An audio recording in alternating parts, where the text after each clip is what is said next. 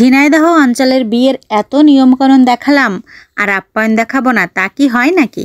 চলুন তাহলে আজকে চলে যাই বিয়ের ভুরিভোজে। প্রথমেই হাতে পেয়ে গেলাম 1 কাপ করে চা। চা খেতে খেতে চলে এলো নাস্তা। নাস্তাতে ছিল বিস্কিট, মিষ্টি এবং চানাচুর।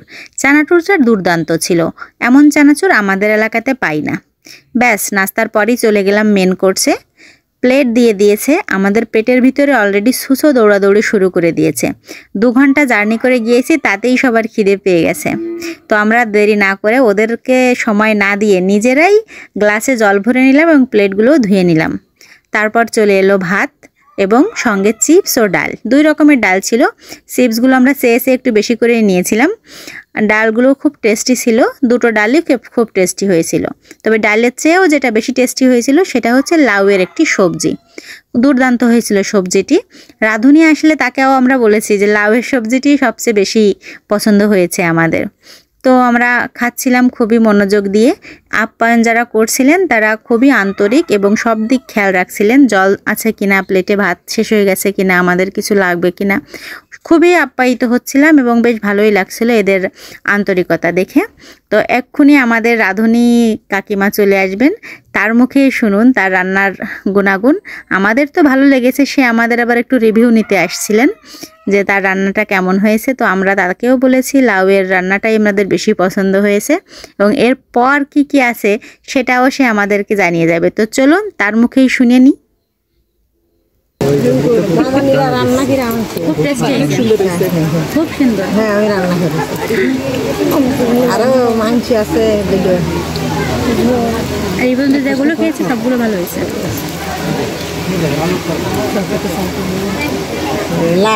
তো শীতে আলু আর মাছ দিয়ে খাচ্ছিল, সে আবার মাছের কাঁটা বাছতে পারে না। আমি বললাম কোনো মতে কাঁটাটা দিয়ে, তারপরে যদি গলায় সত্যি সত্যি কাঁটা আটকে যায় তো বাড়ি যে একটা কালো বিড়াল খুঁজে নিয়ে তার পা ধরে মাপ চেয়ে নিস, তাহলে গলা থেকে কাঁটা নেমে যাবে।